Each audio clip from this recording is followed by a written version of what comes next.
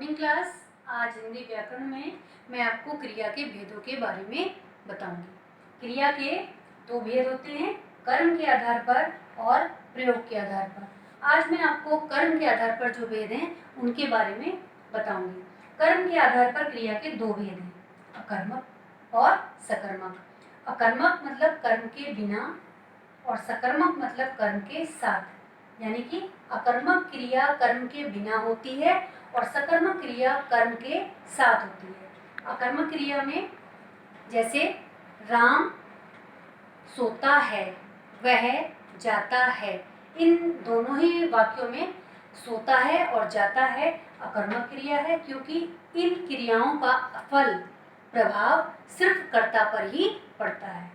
सकर्मक क्रिया में कर्म की आवश्यकता होती है, यानी कि सकर्मक क्रिया कर्म के बिना नहीं हो सकती। जैसे राम किताब पढ़ता है, वह सेब खाता है।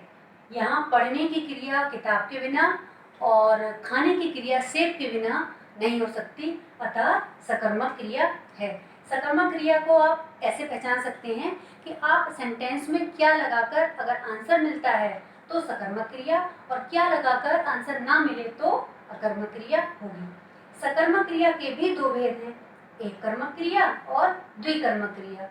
एक कर्मक क्रिया सेंटेंस शब्द से ही पता चल रहा है आपको कि एक कर्मक और द्विकर्मक। एक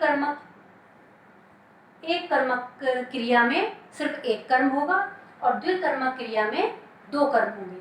एक कर्मक क्रिया का उदाहरण, मोहन किताब पढ़ता है।